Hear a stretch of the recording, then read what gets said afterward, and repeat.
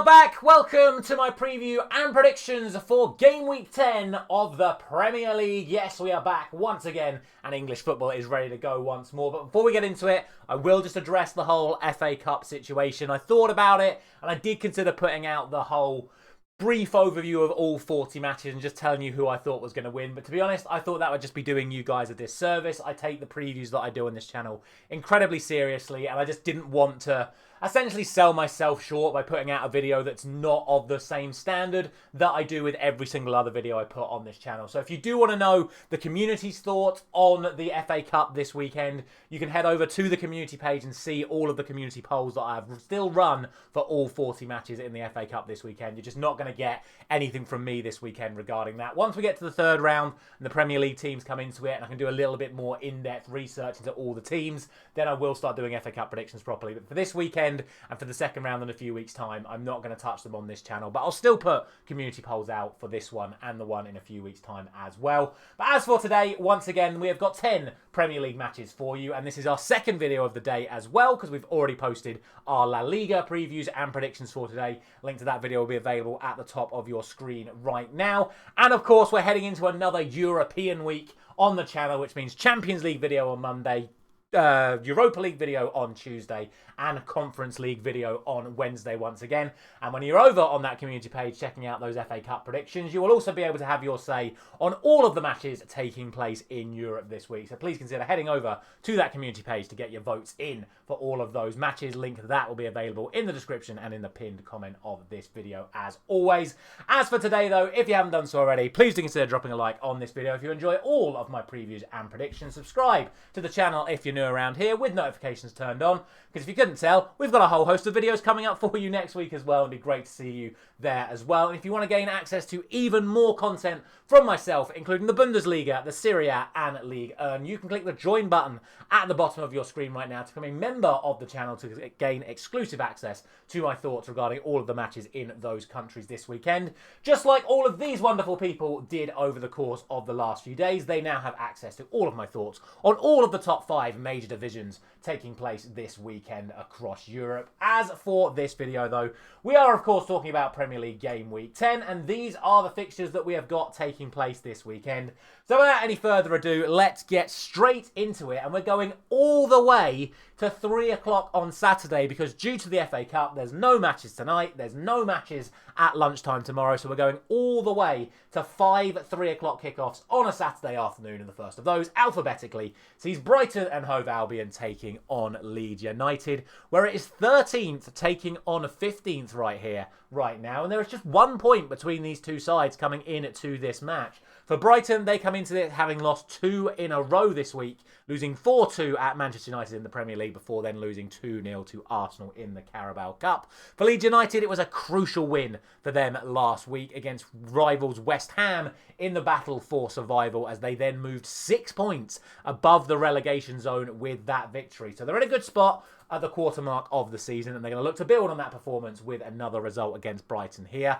In terms of the team news coming into this one, it should be noted that Brighton did make multiple changes to their starting lineup against Arsenal, but what could be even more interesting as we look ahead to this game is that they changed their formation for that match against Arsenal. So is that a potential tactical change from Hertzler to try and address what hasn't been the best of starts to them in the Premier League this season? We shall see whether or not they stick with the 5-back or move back to a 4-back in this fixture. One player that is a doubt for this game for them, though, is James Milner. He got an assist against Manchester United at the weekend, but got injured and was unable to face Arsenal, and looks like he's also out of this game as well. For Leeds United, both Gudmundsson and Noah Okafor went off with separate issues in their victory against West Ham last week.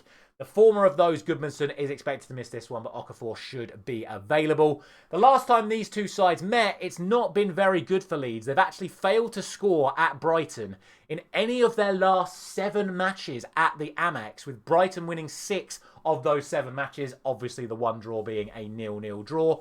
That being said, Brighton have actually failed to keep a clean sheet in the Premier League this season. So one of those records has got to go in this fixture. Regardless, I think it's going to be a close match, with Brighton being at home. I would expect them to come out on top. I am going to give Leeds a goal, though. I've been impressed with them attackingly at times this season, but I'm going to go for a 2-1 victory to Brighton. Next up, it is Burnley taking on Arsenal, and speaking of clean sheets, these are the two sides to talk about when it comes to clean sheets, because Burnley broke the English Football League record for the most clean sheets in a season last season, and they are taking on Arsenal, who are coming into this match off the back of 6 consecutive clean sheets, which includes beating Crystal Palace 1-0 in the league last time out, and then Brighton 2-0 in the Carabao Cup in midweek. For Burnley, it was an absolutely massive victory for them last week, getting a stoppage time winner away to Wolves, and when you combine that with their victory over Leeds the previous week, they themselves are now 5 points above the relegation zone as well. But these newly promoted sides are really putting in a shift, and they are doing what they need to do to survive in this Premier League. However, they are now facing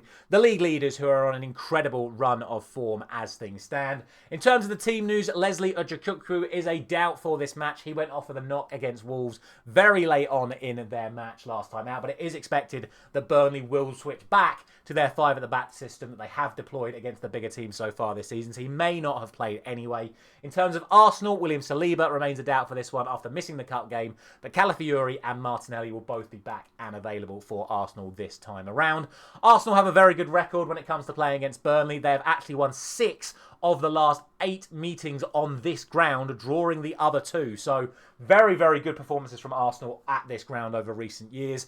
The most common result in those fixtures has been 1-0 Arsenal, which, to be honest, doesn't seem like the most far away result here. They did win 5-0 on this ground last time out, though. I'm going to go in the middle here, though. Well, not completely in the middle, because that would be 3-0. I'm going to go for what I think is just the consistent result for Arsenal so far this season. I think I've predicted 2-0 to Arsenal, something like 4 or 5 weeks in a row now, and I'm expecting it to be the very similar result here. So I'm going for 2-0 to Arsenal once again. Next up, we have Palace taking on Brentford, and unbelievably, due to the turn in forms of both of these sides, they're actually coming into this level on points, with Crystal Palace only ahead of Brentford by 3 goals when it comes to goal difference. That being said, Palace showed what they are capable of with their 3rd victory of the season against champions Liverpool in midweek. A very, very strong performance, a 3-0 victory for them, albeit Liverpool did change their entire team for that match. But it did mean that ended a 4-game run without a win after, of course, they lost to Arsenal in the Premier League last weekend. For Brentford, they're on a 3-game winning run, also beating Liverpool last time out in the Premier League, but backing that with a 5-0 away victory to Grimsby in the League Cup in midweek. So they're going to be pretty confident coming into this one. As you'd expect, both sides did make some changes for the Cup game, but Brentford made more than Palace. As we know, Glasner does tend to play a pretty strong side whatever game he is playing, but there were a couple of players rested for Crystal Palace, and one person that is a doubt for Palace coming into this match is Chris Richards. He missed that game against Liverpool entirely, not even on the bench. For Brentford, no fresh concerns for them coming into this one. Last season, Brentford actually won both fixtures, home and away, and with the form that they're in, I certainly can't rule out Brentford getting the result here once again. I think most people are going to have Crystal Palace as the favourites for this match, but from what I've seen of both sides over the past few weeks, I think that a draw is the most likely scenario. It's the most common result between these two sides, and I'm going for it once again. I'm going for a 1-1 draw for Palace and Brentford. Penultimate 3 o'clock game then sees Fulham taking on Wolves, and this is an absolute must-win game for both, because Fulham are now 5 games without a win, if you don't include penalty shootouts, which is what it did take for them to beat Wickham in midweek. They have lost their last 4 games in the Premier League. For Wolves, it's also 5 games without a win, losing all of their last 3, including at home to Burnley, with that last-minute winner from Burnley last week, and then another defeat in the Cup to 10-man Chelsea, which has seen them eliminated from the Carabao Cup as well, although they did score 3 goals in that game, so maybe there are some positives to take into this fixture. To be honest though, like I say, it's must-win for both sides seriously struggling. I think potentially Vitor Pereira is going to be coming under a lot more pressure than Marco Silva. I don't think Fulham have any intentions of sacking him anytime soon, but continue with the form they're in. Questions are going to start being asked very, very soon. In terms of the team news coming into this, both sides did, of course, make changes for their cup performances, but both sides actually made it through their respective games unscathed. For Fulham, though, there are still doubts over Harry Wilson and Joachim Andersen. For Wolves, no fresh concerns, other than I do think that there could be a change in personnel in the dugout if results don't start turning around very, very quickly. That being said, Wolves did actually win on this ground last season with a 4-1 victory. However, Fulham did win the counter fixture at Wolves last time around. Honestly, I have no faith in either of these teams right now, but given the fact that Fulham have been relatively okay at home and on paper having a slightly stronger lineup, I am going to go for them, and I'm going to go for a 2-1 victory to Fulham. But watch this space. I think Wolves are due their first victory of the season soon, and it could come at Craven Cottage this weekend. Final 3 o'clock game is the one that I care about the most because it is Nottingham Forest that are hosting my club, Manchester United. For Sean Dyche, the honeymoon period was short but sweet. Their victory over Porto backed up with defeat against Bournemouth last time out, leaving them further languishing in the relegation zone as things stand. For Manchester United, it's 3 wins in a row and 4 wins in their last 5 games, and they're now up to 6th place in the Premier League table, and Ruben Amorim's been nominated for Manager of the Month. Where's all the criticism gone now, ladies and gentlemen? Well, we could see a shift in that once again if Manchester United don't come out on top in this fixture. In terms of the team news coming into this one, it seems that we have to talk about Zinchenko every single week on this channel because he always seems to have a different issue. He has picked up yet another knock and is expected to miss this game. And there is major doubt over Forest striker Chris Wood coming into this one. For Manchester United, their only concern in the entire squad right now is Harry Maguire, who missed the game last week. But Lisandro Martinez is finally back and available for Manchester United as well. I don't think he'll make his return in this game here, and probably more likely next week, but he is at first team training once again. The head-to-head record is not actually very good for Manchester United when it comes to this ground, or certainly against Nottingham Forest in general. Forest have actually won all of the last 3 meetings in the Premier League, including the last 2 on this ground, and winning at Old Trafford last season as well. But coming into this, I do think Manchester United will be considered the favourites after the performances they've shown in recent weeks. Certainly those first 60 minutes against Brighton, they were outstanding. And if they can produce a similar level of performance here, I would hope that they come out on top. But just be aware, Forest were brilliant in Dyche's first game on this ground. That performance against Porto should not be overlooked, and they're more than capable of getting a result against Manchester United here. I'm going to let my bias get the better of me once again as I go for a 2-1 victory to Manchester United, but I will say it, Forest more than capable of getting the result despite being in the relegation zone. On to the first of 2 late kickoffs on Saturday. It's a massive London derby, which sees Tottenham Hotspur hosting Chelsea here. Spurs with a very good 3-0 away win to Everton last time out. Although I still don't think they played well in that match, and it was almost kind of confirmed when they then lost 2-0 to Newcastle in the League Cup in midweek. For Chelsea, it was a shock defeat at home to Sunderland. I did warn that Sunderland were capable of getting the result there, especially considering how poor Chelsea have been at home so far this season. But I still didn't think Sunderland would go on to win that match, but that is exactly what they did, defeating Chelsea and leaving them down in 9th place. But at least they were able to bounce back with a victory over Wolves in the League Cup in midweek. That win did come at a cost, though, because returning forward Liam Delap, making his first appearance in a few months, ended up getting sent off for 2 yellow cards in the space of 5 minutes against Wolves, which means he is now suspended for this game as it was a red card. The only fresh concern for Spurs coming into this game is Archie Gray, who is the latest of a long list of players for Tottenham who have picked up injuries over the past few weeks and are all expected to still miss this game. Despite Spurs being 3rd in the Premier League table coming into this match, they still haven't won a single game at home since the opening day of the season. And to make matters worse, Chelsea have won 5 of their last 6 games on this ground, including a 4-3 victory last season. Honestly, I think this is one of them games where there is no scoreline that surprises me. It wouldn't surprise me if it was 0-0. It wouldn't surprise me if it was 5-5. These teams are both a little bit all over the place at the moment. They've both got a fair few injury concerns. And I do think anything can happen. So I'm just going to go in the middle of all of it for a blanket 2-2 draw. I just don't like this fixture in the slightest. I don't think there's a clear favourite, so I'm just going to go for a 2-2 draw. The final game on Saturday, for me, isn't getting any easier because we now have Liverpool taking on Aston Villa. We spoke earlier about how the changes in form brought Palace and Brentford together. If you think at one point this season, Liverpool were top and Aston Villa were in the relegation zone, now just a month later, they are level on points in 7th and 8th because Liverpool have lost 6 of their last 7 matches and Aston Villa have won 6 of their last 7 matches. It's incredible how big a turnaround both of these sides have had in recent weeks. And the only reason Liverpool are ahead of Aston Villa is by 1 single goal on goal difference.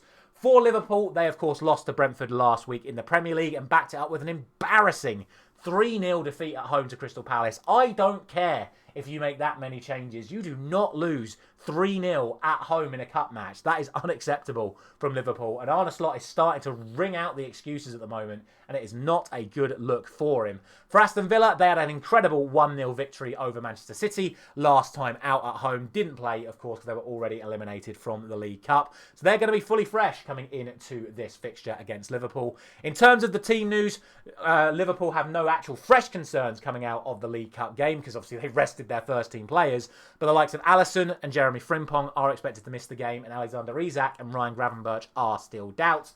For Villa, their only concern is, of course, Harvey Elliott, who cannot play against his parent club, and Emi Buendia picked up another knock last week and is expected to miss this game. A real shame. I think he's a very, very talented player and is a big impact for Villa when he is available to them.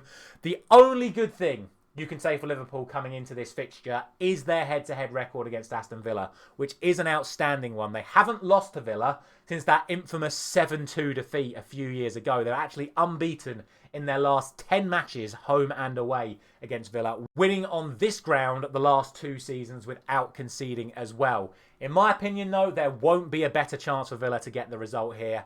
To be honest, you still have to put Liverpool as favourites because of the quality that Liverpool have. But you look at that form guide, and right now, I just think Villa are going to beat them. I really do. So again, this might be my Manchester United bias, hoping that Liverpool lose. But I'm going to go for 2-1 to Aston Villa. I just think Liverpool are in such disarray at the moment. Obviously, it's only going to take one performance, one game to snap them back into it. But they just look an absolute mess at the moment. And I think Villa can go there and get the result. So that's what I'm going for. But again, for those of you that are making your own decisions, I would still say Liverpool should absolutely be considered the favourites for this match. Well, after what was an incredibly difficult Saturday to call, we have a slightly easier Sunday to call. Oh wait, no we don't, because we've got West Ham, Newcastle and Manchester City, Bournemouth. We'll start off obviously with the early game, which is West Ham and Newcastle. And the reason why I say this is still tough to call is because I think most people are going to have Newcastle as favourites to win this match. But they're 12th in the table. Like, how often do you have 12th place in the table as the favourites to win a match away from home, especially when you consider that Newcastle still haven't won a single away game in the Premier League so far this season. That being said, I still think they should be considered the favourites because West Ham have just been so dire over recent weeks. They are 6 games without a win. They've lost 5 of those 6, including defeat to Leeds United last time out, and they are still without a single point at home in the Premier League so far this season. Newcastle, on the other hand, have actually won 5 of their last 6 matches, but 4 of those games have been at home, and the 5th was away in the Champions League. They are still without that away win, as I have just mentioned. Their most recent game, though, was the game against Fulham in the Premier League, which they won, and then Tottenham at home in the Cup, which they obviously won as well. In terms of the team news coming into this one, there aren't any major absentees for West Ham other than Mavropanos and Fulkrug, who have been out for a little while now, it has to be said. But when you consider the amount of first-team players they have available to them, it's a real mess for Nuno as things stand, because you can't even put it on injuries as to why they're not performing very well. For Newcastle, they made some changes in midweek, but not wholesale changes, and the good news for them is no fresh injury concerns for them out of either of those 2 matches over the course of the week, which means just Livramento, Hall and Visser remain out for them. What makes things even worse for West Ham, just when you thought it couldn't get any worse for them, their head-to-head record against Newcastle is absolutely shocking as well, because Newcastle are unbeaten at this ground in the last 6 seasons and have won 4 of those 6, including a 1-0 win for them last season here as well. Honestly, I only see that run of form continuing for them. Newcastle have been good over recent weeks. They are due their first win of the season away from home. And if West Ham don't butt their ideas up, this is going to be their 5th straight defeat at home in the Premier League. I'm going for a 2-0 victory to Newcastle, which means it's time for the main event of the weekend. And what a main event we have got for you. It's 5th place, Manchester City, taking on 2nd place, Bournemouth. What an unbelievable season it has continued to be for Bournemouth. They are now 2 points ahead of Manchester City coming into this game. And what makes this even more important is because if Arsenal win on Saturday, both of these sides are going to be away behind them in the race for the title. Because let's be honest, if Bournemouth are in 2nd, they're absolutely in the race for the title as things stand. In terms of the form guide coming into this, Manchester City lost their first game in 9 with that defeat to Aston Villa last weekend, but they bounced back with a strong victory over Swansea in midweek, whilst resting the vast majority of their key players. For Bournemouth, it was yet another victory for them last time out, beating Nottingham Forest 2-0, which makes it 7 games without defeat in all competitions. They did, of course, lose in the Carabao Cup in the previous round, so they did not play in midweek, so have been able to rest their key players as well. In terms of the team news, there is massive doubts over Erling Haaland coming into this fixture. If he misses this game, it could be a major loss for City, as they need to win this game to keep pace with not only Arsenal, but the other teams that are in the Champions League places as things stand. I personally think he is going to make it, but we'll have to wait for Pep Guardiola's press conference today to find out for absolute certain. For Bournemouth, Evanilson could be back, but in my opinion, I think Kruppi has done enough to earn a start ahead of Evanilson anyway with his form over recent weeks. The big positive for Manchester City coming into this game, though, is their head-to-head record against Bournemouth, and it is an absolutely staggering one. In the last 10 years, these two sides have played 18 times. Home and away, they played 18 times. Manchester City have won 17 of those 18 games, and the only other one was a Bournemouth victory. It was a 3-1 victory for them here last season. Honestly, I do think this is a great opportunity for Bournemouth. With the football they've been playing, they can go to City and get a result here, but I just don't think it's going to happen. I still think even if Haaland doesn't make it, with Mamouche back, with Cherki back, with the players they've got in those attacking areas of the pitch, they should, in theory, still be too much for Bournemouth. But what Bournemouth have got going the other way, I expect them to score goals as well. I think it's going to be a real thriller of a game, but I'm going for a 3-2 victory to Manchester City. And then last, but certainly not least, the Monday Night Football sees Sunderland hosting Everton. Sunderland, who are now up to 4th in the Premier League table after their win at Stamford Bridge last time out. Another unbelievable result for them. For Everton, it's back-to-back defeats after losing their unbeaten start to life at the Hill Dickinson Stadium, losing 3-0 to Tottenham in that game last time out. In terms of the team news coming into this one, there's actually no fresh concerns for either side coming into this. Alderete had to miss last week's game due to a concussion protocol. Thank you to whoever it was in the comment section that reminded everyone last week. Before that, I didn't clock that one.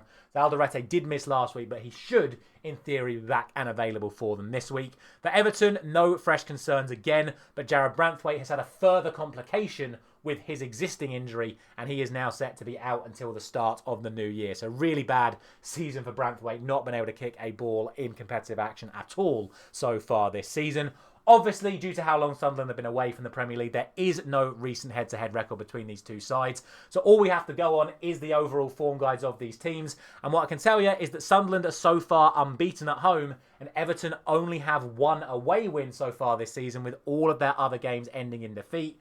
Also, Everton looked very vulnerable on set pieces against Spurs last week, and we know how good Sunderland are at set pieces so far this season. So ultimately, I will expect Sunderland to come out on top once again. They're in 4th place for a reason. Everton are in 14th place for a reason. So I see no other reason than to go for Sunderland as the winners of this match. And I'm going to round off today's video with a 2-0 victory to the Black Cats.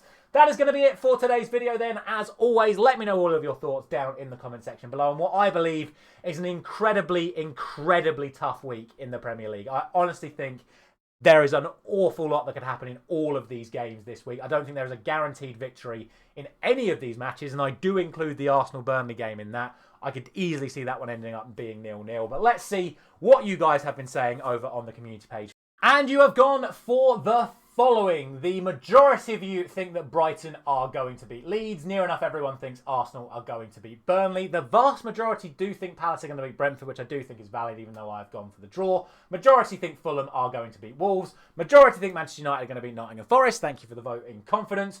The majority of you actually think Chelsea go to Spurs and get the victory. Again, completely valid given Chelsea's record at Spurs over the past few seasons. Majority still think Liverpool are going to beat Villa. Again, I said that they were the favourites, but nearly 30% think Villa are going to go to Anfield and get the win.